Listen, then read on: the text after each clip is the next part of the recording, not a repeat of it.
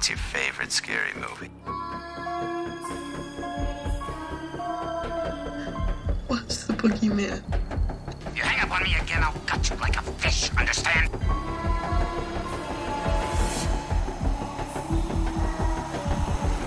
It's showtime.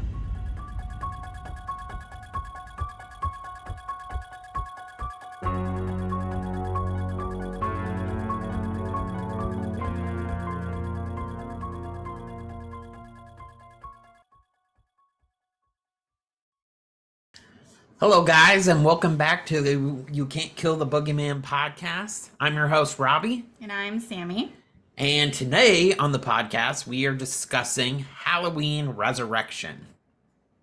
So, what did you think of the movie? Great. Believe me, it's not one of our favorite Halloween movies. It's Least. more of a clusterfuck when you get involved with it. Mm-hmm. Even Jamie Lynn Curtis didn't even want to be a part of this. She sure didn't. No. But she was under contract. Yes. With the Miramax or Yeah. Universal. These are still Dimension, so yeah. So Miramax, yeah. Yeah. Mm-hmm. So the Weinstein Company. Yep. Mm-hmm. So. Yeah. And if you notice, the Weinsteins are marked as producers on the film. That makes sense because it's their production company doing this. Yep. So They're always heavily involved. and you know they're still getting paid off of it till this day. Right? Mm-hmm. Even if Harvey Weinstein's in jail, he's still making money. Yeah. At least he'll have money on his commissary, right? I guess so. Maybe Anyway. not from this movie. I don't know. I'm sure people still stream this movie. There's got to be someone who likes it. Especially over Halloween and whatnot. Yeah, I guess we do watch it. Yeah, we try to watch all of them. That's true. So, Yeah. but we're lucky. We have it on DVD. I'm sure a lot of people don't have it on DVD, so they try to stream it or purchase it or rent it or whatever. Right. So, You want a summary? yeah. 3 years after he last... Raven. Hold on. Dog pause. Ball is gone. Sorry, Raven. Now what are we going to do with our lives, Raven? Come here, Raven. Lay down. Raven. Lay down. Dog pause. Dog pause. Lay down. Lay down. Hey, lay down. Slowly but surely. Okay, so summary. 3 years after he last terrorized his sister, Michael Myers confronts her again before traveling to Haddonfield to deal with the cast and crew of a reality show, which is being broadcast from his old home. Okay. Dangertainment. I was waiting for you to do it. Dangertainment. This movie had several taglines that they used. I'm starting to feel like maybe the more taglines, the worse the movie. Because they're trying to really like be like, you know, you need to come see this movie. Look at our tagline. Right, and right. really it's not a great movie. So, first one, evil finds its way home. I remember hearing that. It's okay. Second, evil never dies. You can burn it, you can shoot it, you can lock it up forever, but evil never dies. That seems a bit long for a Michael Myers movie. That's a bit much. Yeah. Next one, The Shape is back in action. Okay. I remember that one. I don't mind that one. That one's okay. Everyone can see you. Everyone can hear you. But on July 12th, no one can help you. That's not bad. That's really not a bad one. Michael's work in Haddonfield is not done yet. That's not really that great, honestly. Brother versus sister for one last time. I don't think it really... I mean, she was in it for like 2.5 seconds and then she was done. Yeah. So can you really call it brother versus sister? I mean, I guess for the first 10 minutes. I'm jumping ahead, but I know she specifically asked to get out of her contract. She did. I have some info on that, but yes, that's true. Next tagline, evil comes home. That's kind not of bad. a variation off of the first one, but... Right. Michael Myers is back, and he's ready to clean house. That's not bad. It's not terrible. On July 12th, Michael comes home, and this time there will be no escape. Except that's not even true, because 2 people don't even die in the movie. You're right. So how are you going to say it's no escape and 2 of them died? 2 of them didn't die. Next time I'm on the board, I'll ask them. I'm saying. And then the last one is the night he came back. That's not bad. Yeah, it's all right. So this movie is rated R, obviously for language, brief drug use, some sexuality, and strong violence. Brief drug use? Where in the movie were they using drugs at? Didn't some of them get high in the house? Maybe, I yes. think so. Yes, you're right, they did. Yeah, that's what I was thinking. Yeah. That's right. Genre, holiday, horror, mystery, and thriller. Although, I don't know. Is it really much of a mystery? Like, it's Michael. Like, there's no... You know what's going to go on. Yeah. And how it's going to go on and all that. Director Rick Rosenthal. Do you recognize that name? Yeah. Okay. And produced by Malek Akkad. His co-producer Mustafa Akkad. I believe this is his last Halloween movie. He's an executive producer because then he died. He put money into it. Paul Freeman, producer. H. Daniel Gross, co-executive producer. Michael Leahy, producer. Ralph Rickerman, executive producer. I feel like there's too many producers on this.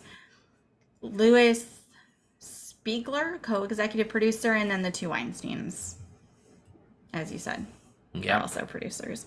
So writers Deborah Hill, John Carpenter get credit for the characters, as always. Larry Brand wrote the story and screenplay, and Sean Hood wrote the screenplay. Okay. So, there you go. I'm sorry, there's like a... Where's this hair at? This is driving me nuts. All right, so cinematography was by David Geddes. I'm going to say Geddes. Sorry, David, if I said your name wrong. But I don't think the cinematography was necessarily bad, so... No. One nice thing to say about the movie. This movie was released, if you didn't pick up on it yet, July 12th, 2002. Why in July? I don't know. Okay. They picked it? I have no... It's Dangertainment. Okay. In July. I have no idea. Usually Halloween movies are like... No, the last one was in July as well, remember? Yeah, I know. H2O, so I don't know what happened. Maybe because they weren't making as much money, and rather than try and keep them around Halloween, they just moved them. I don't know. To me, it's like, shouldn't you still try and release them at Halloween? That's what I would think too. But I don't know. So budget was an estimated $13 million. Gross in US and Canada was $30.4 million. And its opening weekend, it made $12.3. Wow. So it really almost made its budget back the first weekend. That's good. That means I'm surprised. This movie made a profit. I think people just go to see it because it's Michael Myers, yeah. Honestly. And, well, you have to admit, the cast as well. The cast was not bad. It had Tyra Banks in it, Busta Rhymes. Yeah. I'm going to name the cast here in a second. Let me get through, 2 more things. Runtime, it's 1 hour and 29 minutes. It's distributed by Dimension Films, like we said. Camera, Panavision, Panaflex. The audience on Rotten Tomatoes gave it a 25%. 25%. And it's got a 3.9 out of 10 on IMDb. Well, I could see that. And I feel like that fits. Normally, we kind of argue a little bit about the ratings if they're low, how we're like, but no, I think this is appropriate.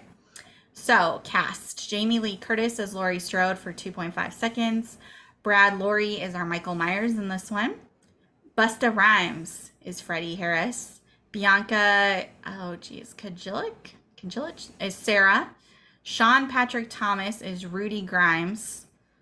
And he was big in my mind around this time because he was in Save the Last Dance. Yes. He was the brother that was in love with Julia Stiles. Yeah. So I'm just like, you're a bit different in this movie, but I did have love for him back then because of that movie. Daisy McCracken is Donna. Katie Sackhoff is Jennifer. And Katie is making it big right now in The Mandalorian. So good for you, Katie. She's in The Mandalorian? Yes. I didn't know that. She is a fellow Mandalorian. Okay, I did not know that. Yeah, from Mandalore. Yeah, so she's making it big there. Okay. Yeah, I'm pretty sure she's in the new season that's about to come out. So. Yeah. Okay, good for her.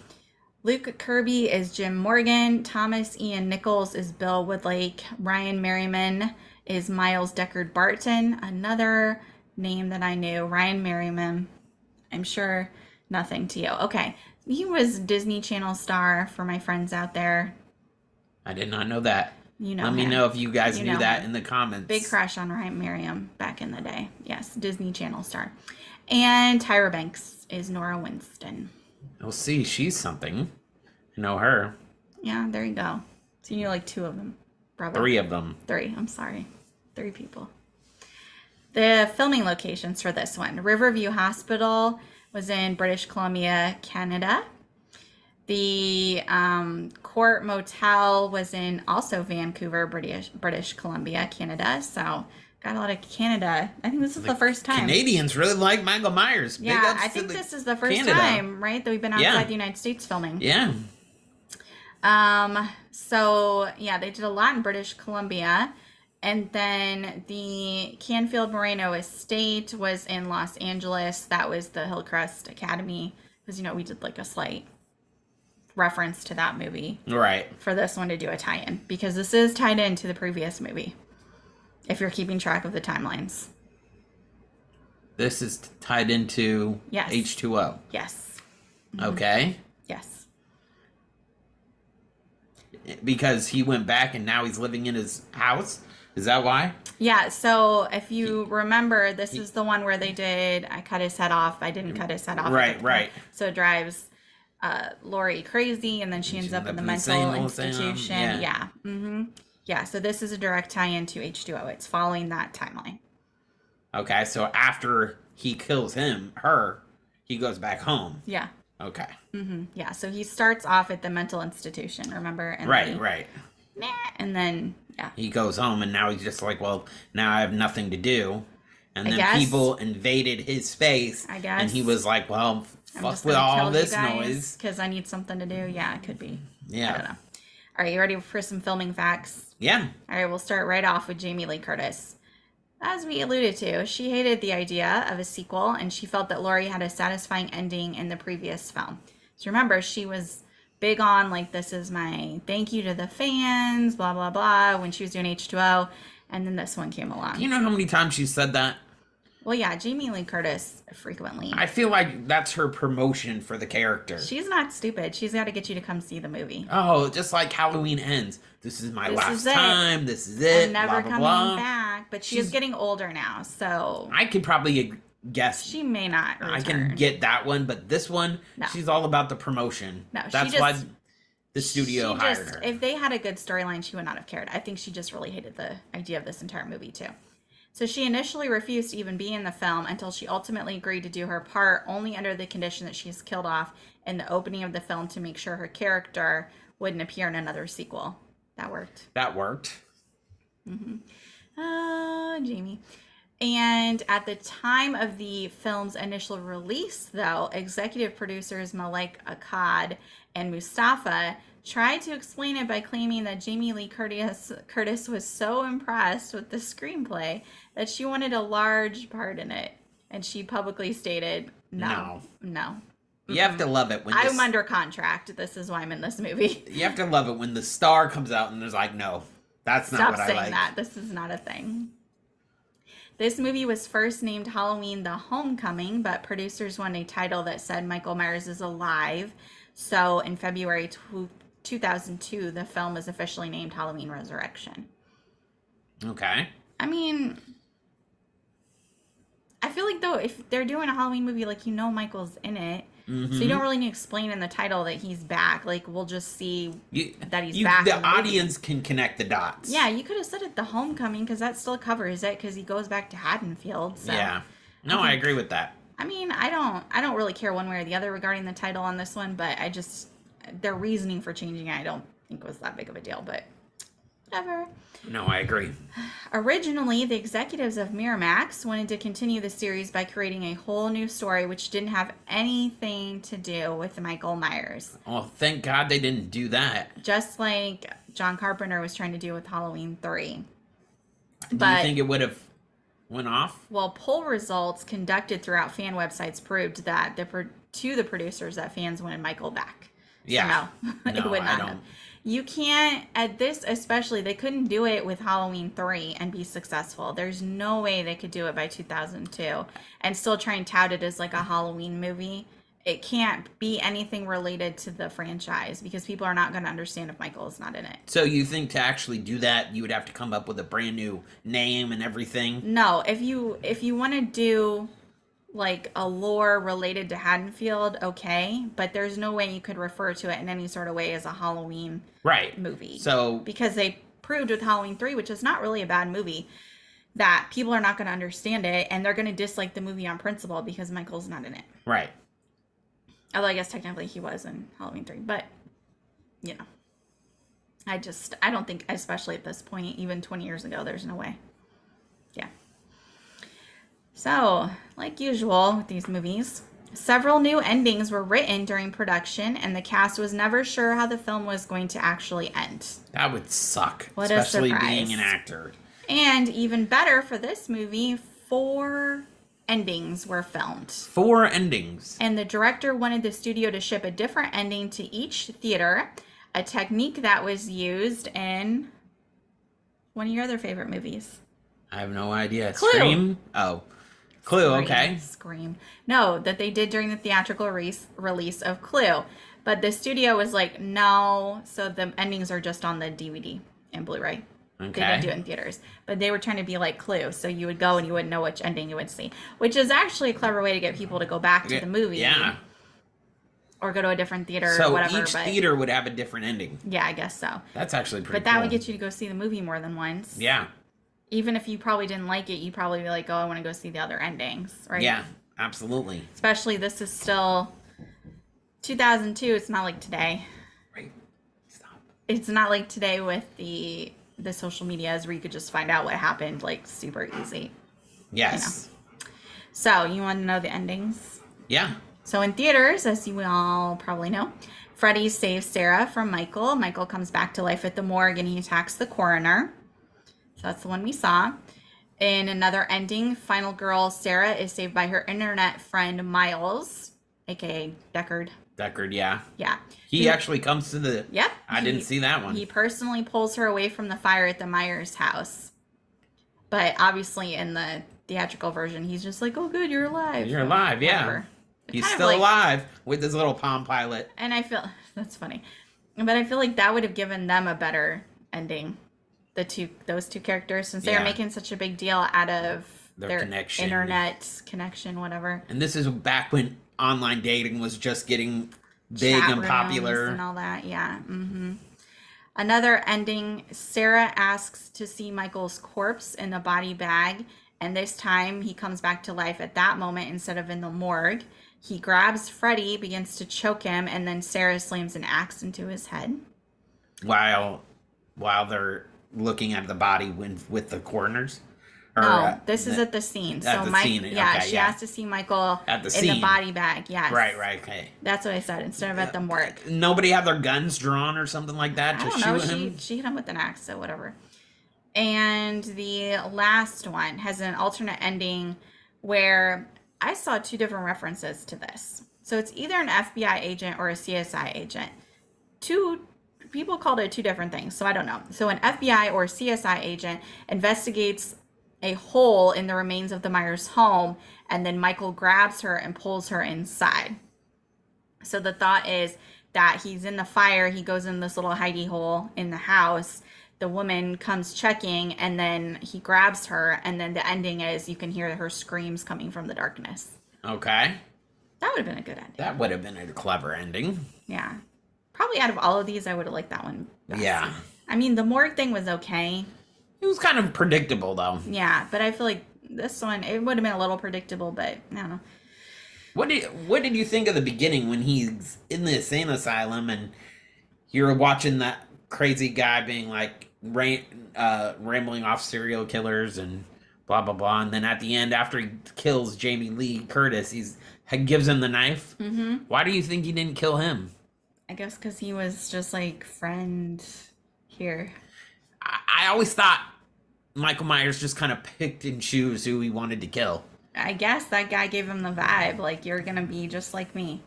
Yeah. You should have had the clown guy show up at the house. He should have been his best buddy. Just brought him along. That would have made a different kind of movie. But like, this is my new friend I picked up at the insane asylum. He's gonna also kill you. I see. I'm gonna train him. Clown mask. I'm gonna train him. You could have had an apprentice. He's gonna take over the mantle. Mm-hmm, exactly. So. So the film ends with a sequel hook when Michael Myers opens his eyes, reveals he's alive in the morgue. Originally, Josh Hartnett was going to reprise his role as John Tate for another film titled Halloween Retribution and seek revenge for his mother's death. What happened to that? Well, I'll tell you. So, an early treatment of this movie also included Sheriff Lee Brackett, who joined the quest for revenge since Michael killed his daughter Annie. So way back tie-in. The critical backlash, along with the film ultimately flopping at the box office, and then executive producer Mustafa Akkad's death killed off the plans for a sequel. That sucks. They should have done that still. I don't see that ever happening now. And the next film that actually came out was in 2007. And that was Rob Zombie's Halloween. So, and ended the timeline. But in this season, we're not going to cover Rob Zombie's. We will have a special Rob Zombie. Yeah, because section of this podcast. Yeah, but the way we looked at it was these movies that we're in right now all at some point in time connect back to the very first or the very first two. Right. John Carpenter, Michael Myers movies. So we're trying to stay in sequence with that because there's already like so many of them. There's 11 films, I believe. So there's already so many of them. And that's why Rob Zombie is just going to be his own separate thing when we get there. And the positioning of these are already a clusterfuck. Yeah. And so that, this was dropped, this was added, blah, blah, blah, and keeping the timelines together. Yeah. I'm sure we're not the only ones out there that are just like, what the fuck? Everybody, I feel like, feels this way. Whew. So, originally, the opening sequence of this movie was going to show the Myers family home videos during a barbecue with the parents, Judith, and a young Michael staring at the viewer. The scene was filmed, but they didn't actually use it. See, I feel like the scenes that they don't use would have been the best scenes for the movie. Yeah, I agree. In addition to the main film camera with up to 3 in use at a time. So it was shot with 3 cameras. Up to 3 at a time. Yeah, okay. Yes. There were also mounted surveillance cameras and the actors' headset cameras. One might assume the headsets were just props, but they were actually fully functional, and footage shot by the actors was used in the final film. That's actually pretty cool. That was a cool fact. I do agree with that. The entertainment. So we have a couple, very few horror movie references. While in the asylum, Laurie Strode has a Raggedy Ann doll. In the original movie, she had a similar Raggedy Ann doll on the dresser of her bedroom, which I can picture when I think about it. In the very first. Yeah, I can too. A picture of Josh Hartnett, who played Laurie Strode's son and John in the Halloween H2O, can be seen on the wall above her bed. I didn't see that. I meant to look for that, and then I forgot when I started the movie. I'll have to go back and rewatch. The name of the psychology professor at Haddonfield University is Dr. Mixter. This was also the name of the doctor in Halloween 2 that treated Laurie. Okay. And then he got a needle to the eye. I did not get that. And the teacher is actually director Rick Rosenthal. Really? Yeah, that was the director. That's pretty cool. And finally, director Rick Rosenthal, who I did say, do you remember this name? Previously directed Halloween 2, 21 years before this one. Okay. Sorry you came back for this shit show, but it's very cool. At least he got a paycheck, right? Yeah, he did. And he got to be in the movie, so yeah, that. Got double paid. Yep. So we got some killer facts. There are, so Dead Meat Wiki called this 11 and a half. 11 and a half deaths? Yeah, which we'll get We'll get to that. Okay. So Franklin decapitated off screen. Willie had his throat slit with a chef's knife. Lori was stabbed in the back with the knife. And Charlie was stabbed through the throat with a tripod, which... that would never work. Robbie was very upset during the movie. I was looking at that, and I was like, that would never work. They don't make tripods like that. Mm-hmm. So... He was very insistent how this was unrealistic. Very unrealistic. But for the movie out purpose, of the entire movie, that was fine. what bothered him. This. Yeah, I mean, they made it look like these tripod legs were, like, gonna, like, cut you. That's not how they are. Mm-hmm. Okay. Okay. Bill stabbed multiple times, including in the top of the head. Donna was impaled through the back with a metal pole. Jen was decapitated with the knife. Jim had his head crushed by Michael's bare hands. That was pretty gross. Rudy stabbed through the torso with knives. Nora was strangled to death and sliced in the neck with a machete. Found her dead. And then the coroner was killed by Michael. At least we're assuming so, because, you know, that was right at the end of the movie. The half of death was the paramedic. Okay. He was decapitated by Lori with an axe. You know, where we thought it was Michael in the last movie. And then in this one, they're just like, just kidding, it's a paramedic. So they included him. Yeah, so Dead Meat Wiki was like, yeah, here's a half a death. So I thought that was funny. I always like reading their reasoning behind stuff. Okay. Stuntman Brad Loree, a lifelong horror enthusiast and fan of the Halloween films, plays Michael in this installment. Loree had stated that had the series not been rebooted after Resurrection, so meaning like, you know, we had Rob Zombie wander off and then we had the Halloween 2018 start, he would have loved to reprise the role of Myers because he enjoyed it. But they rebooted everything. They didn't obviously invite him back. So, sorry, Brad. Maybe in the future. Maybe. You know, there'll be more eventually. Nora Winston's, that's Tyra, her death scene was originally on screen. Publicity stills and behind-the-scenes photos actually show and prove that her death scene was filmed. It involved Michael stringing her up with electrical wire and then repeatedly stabbing her in the abdomen as she struggled, which explains the big pool of blood that Sarah slips on when she goes in the garage. The scene was later cut as a suggestion by Brad Loree, the stuntman who plays Michael, because he stated every horror movie has to have a character find the body of someone you didn't know was dead. And I think that was actually a valid point. Okay, he doesn't know the rest of the movie was a joke, but I was like, no, that's true, because every horror movie, there's someone you haven't seen in a while, and then you find out it's because they got, but you didn't see it. Yeah. Yeah, so I thought, yeah. The retcon involving the paramedic is largely impossible for several reasons. The retcon? Yeah, so you know, like they went back and in the previous movie, this was Michael. He's in the ambulance, whatever. Okay. Lori cuts his head off. And then this movie, they were like, no, it wasn't actually Michael. Just kidding. So them fixing that, saying it wasn't Michael the whole time, doesn't make sense. Okay. The reasoning is because the paramedic could have just taken off the mask. Yeah. And been like, yo, I'm with you for like however many solid minutes, like 5 solid minutes at least. Mm-hmm. I could have just taken the mask off. Yeah. In the van, Michael goes after Lori. Does he not? Yeah. So why would the paramedic do that? True. Okay. And then a normal person wouldn't have survived being thrown from the van, let alone being crushed by it. Okay. So, just saying. Doesn't really make sense, but it is what it is. Now that you're pointing it out to me, I'm just like, okay. It doesn't make sense. It doesn't make sense. No. But when you're just watching it, you don't think about that. Yeah, I mean, I guess the thought is it's been... Nobody's going to pick up on since that. 1998, right? So right. Like 4 years. So, yeah, 3 years, 4 years, whatever. So that's, I guess, the reasoning that people wouldn't have thought about it. But anyway. In the scenes showing the events of H2O with the paramedic, Michael's mask is the resurrection one rather than H2O's version.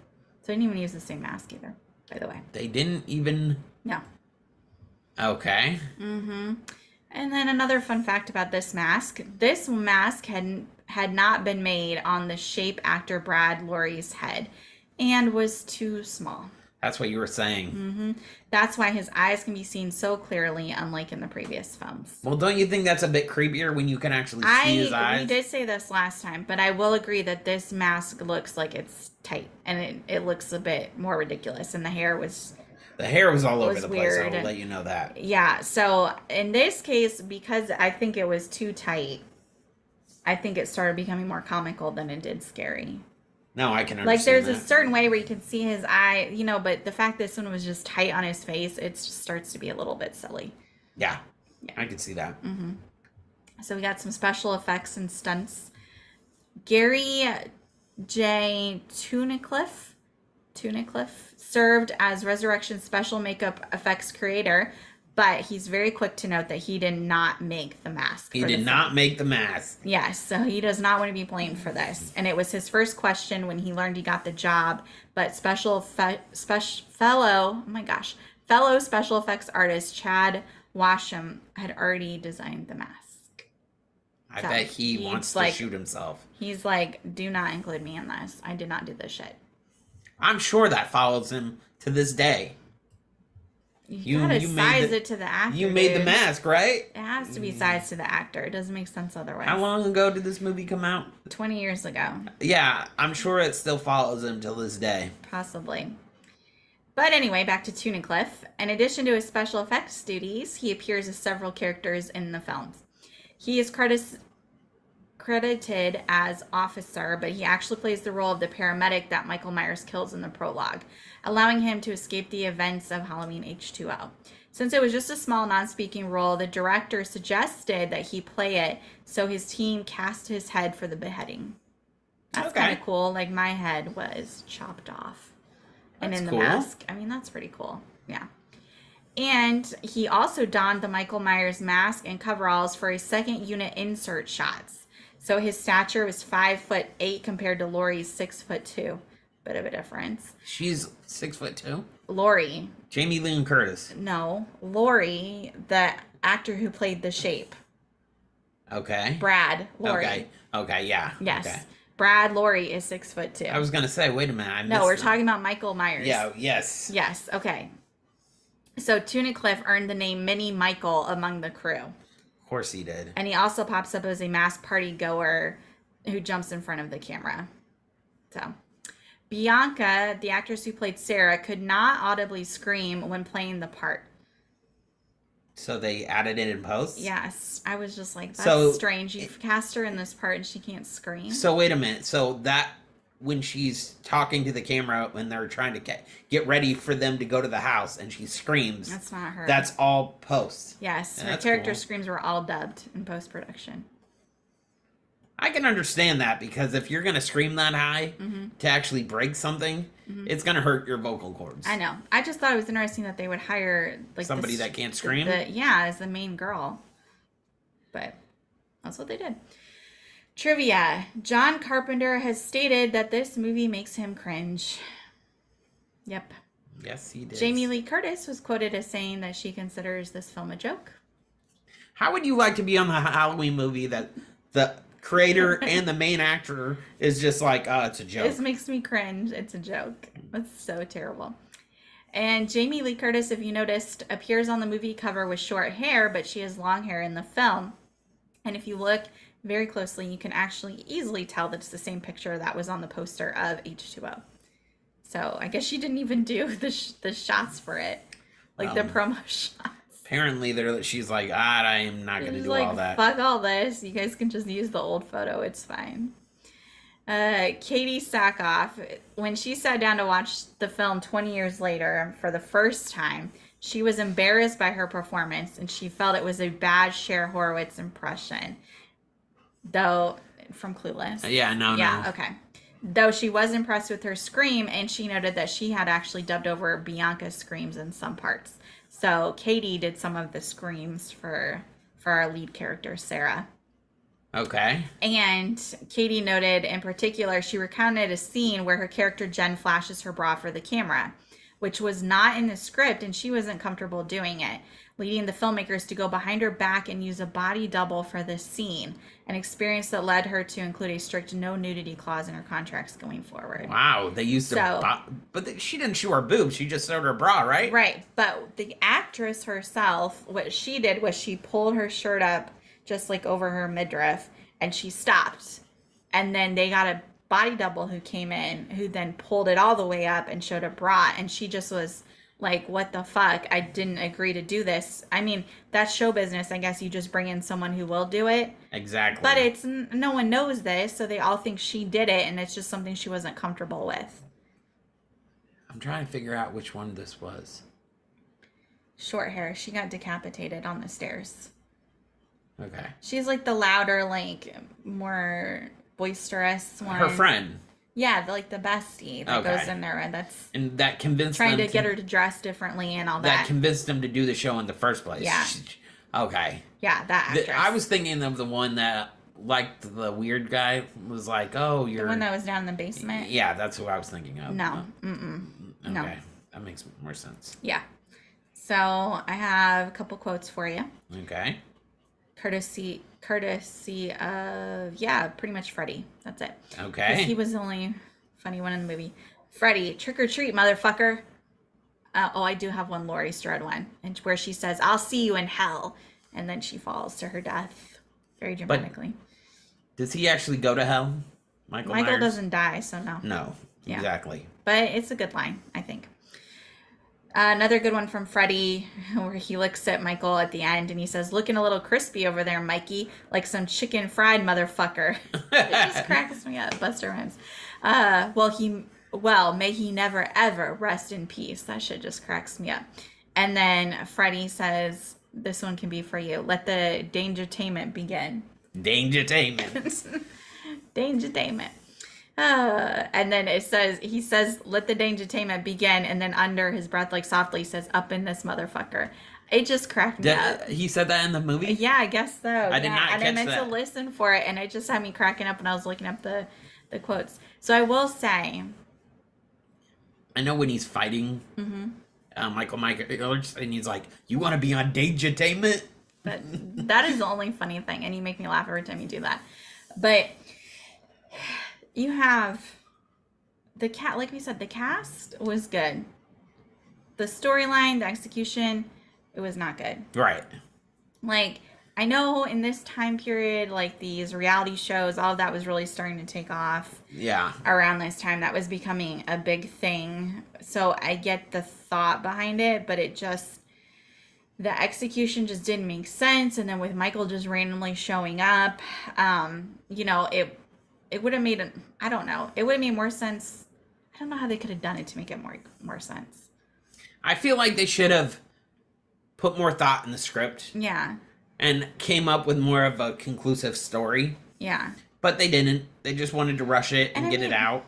The whole thing is like, okay, you're watching them walk around the Michael Myers house, whatever. But even like watching the movie, it's boring because they're just standing around and talking, which is what they would do on a reality show, especially if they're filming them like 24/7 for this overnight thing. Right. There would be lots of boring parts in it, and I understand that. But this is not an actual reality show. It's a movie. Right. And it just was like boring. I mean, it finally picked up when you had Freddie come out dressed as Michael, and then he faces Michael. That was pretty funny too.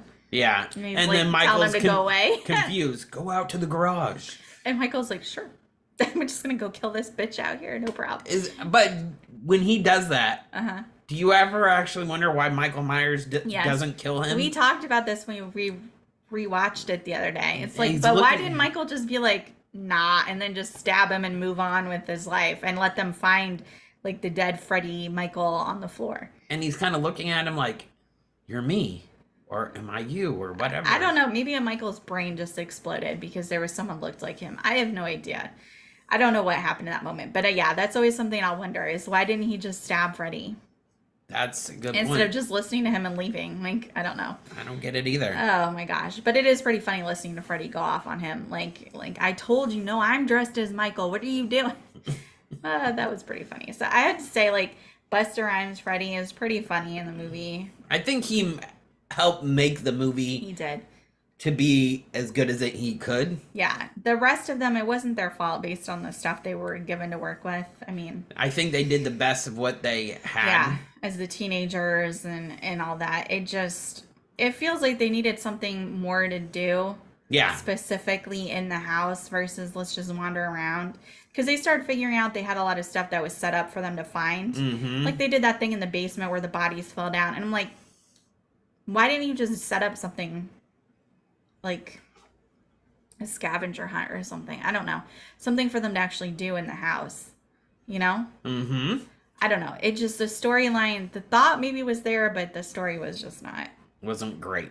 No, exactly. And I feel like besides maybe Busta Rhymes, like all of the other people you could have taken out and then replaced with someone else and it wouldn't have made a difference. All right. I feel like that's also a bad sign too. Because we specifically, like the last movie, I'm like, no, I mean Josh Hartnett, Jamie, There's Michelle. Yeah. I mean, like, you're like, oh, no, I can't. Like, these were great castings and everything. And in this one, I'm like, but did it make a difference? The only Who one was that in it? actually jumps out at you is Busta Rhymes. Yeah. He made this movie what it was. Yeah. And all the other ones could have been recast or Yeah. And that's whatever. nothing on the actors. Right. It's on the characters. It's on the production studio. Yeah, exactly. So it's a boring movie to be a Michael Myers movie. You got the whole thing at the beginning with Jamie Lee Curtis being pissed off, so she wants gone from it. So you kind of have, I mean, like, I get to get rid of her, but it's almost like you have that mini movie at the beginning and then the actual movie starts, Yes. 10 minutes later, whatever it is. Yes. 15, I don't It's even like know. two different worlds. Yeah, I don't feel like there was any good connection I can see between the that. two storylines either, so that didn't really help. Yeah, because you're like, you see all this stuff, and yeah, I know he goes to Haddonfield because he's done with her, but it's never explained why. I mean, he should have been like, he went back there to stay, to live, and then they moved in with their production equipment and pissed him off, but I don't know. We will definitely on our Instagram tell you the rank of our favorite ones in this John Carpenter series. Because we're not done. We're not done yet. No, we're going to have a whole episode actually at the end in April where I would like to just do let's discuss overall what were our favorite Michaels, what were our favorite movies in the franchise, what were our favorite kills or most memorable. So we can just spend one episode where we just kind of Get it cover it and unpack end it, and then we, move on. But that will be in mid-April, end of April, before we get to that. Yeah. So we still have 3 more Michael We got Myers. the new series, 2018. I'm actually Halloween glad Kills we're- and Halloween Ends. I'm actually glad we're starting the new round of it.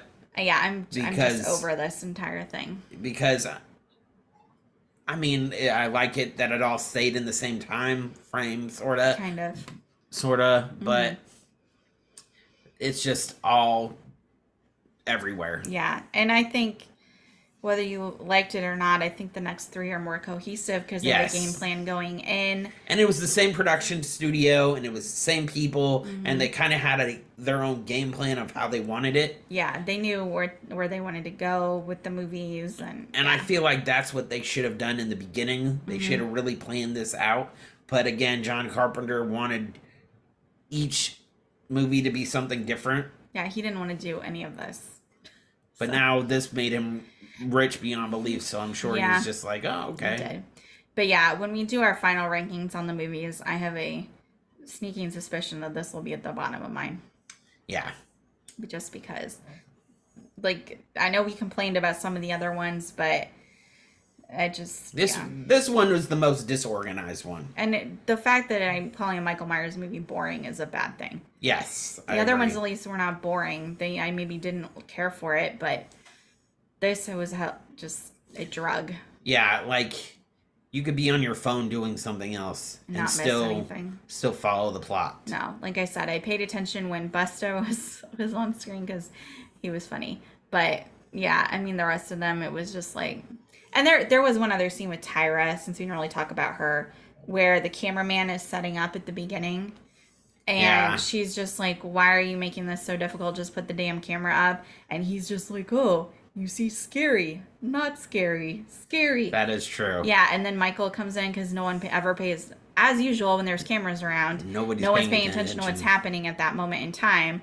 The cameraman then gets it. Yep. And complained about this. And then the camera like falls and she's like, oh, great job. Because it's just randomly on the floor at that point. That kind of made me laugh. And no blood on the tripod or anything like that. And No.